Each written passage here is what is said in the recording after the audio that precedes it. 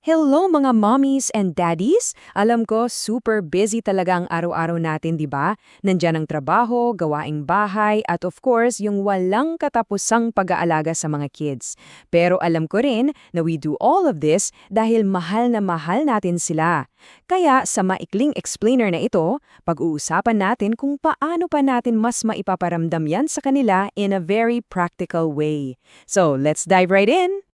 You might be wondering, sa gitna ng ganitong ka-busy na schedule, paano nga ba talaga natin maipaparamdam sa mga bata na sila ang priority natin?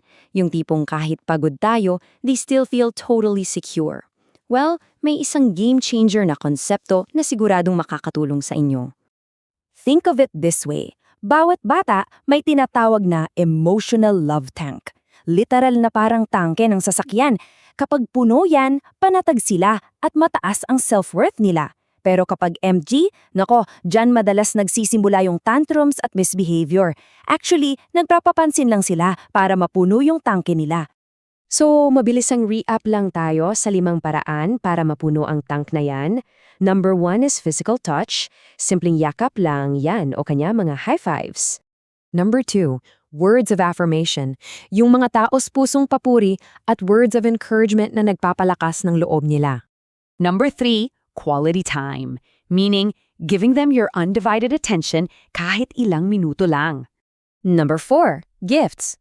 Kahit mga small, simple surprises lang, malaking bagay na as physical reminders ng love natin. And lastly, number 5, acts of service. Yung joyful na paggawa ng mga bagay para sa kanila, lalo na kapag kailangan nila ng tulong. Pero eto yung catch, hindi pare-pareho ang mga bata. Meron silang kani-kanilang unique na love language. Ang tanong ngayon, paano natin aalamin kung ano yung pinakamalakas na naririnig ng specific na anak ninyo? Imbes na hulaan natin, well, it's time to put on your detective hats. Yes, magiging love detective tayo. Gusto kong mag-shift tayo from just learning about this concept papunta sa mismong pag-a-apply natin nito sa bahay. Super simple lang ng gagawin natin. Step 1, just observe. Ano ba yung madalas nilang hingin sa inyo? Step 2, pansinin niyo kung paano sila magpakita ng love sa iba kasi madalas yun din ang gusto nilang matanggap. And step 3, offer them simple choices para makita niyo kung ano yung pipiliin nila. Para mas maging exciting, gagawin natin ang 7-day love experiment.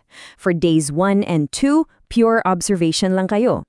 Tapos sa days 3 hanggang 5, itest na ninyo yung iba't ibang love languages at tingnan kung saan sila pinaka nagre-respond.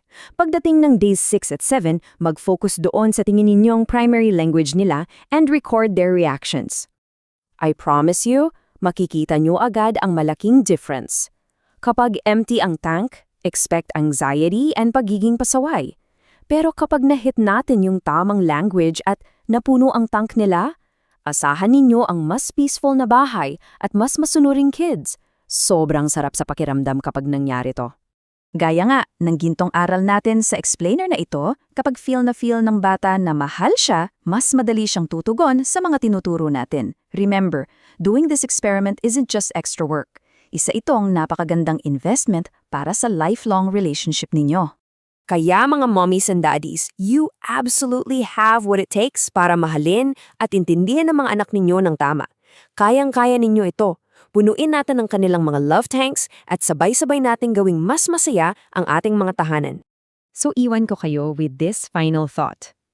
Handa na ba kayo para sa 7-day love experiment? Gusto kong simulan ninyo ito exactly today. Embrace being a love detective and just watch how your child transforms over the next week. Good luck sa inyong experiment. You've got this.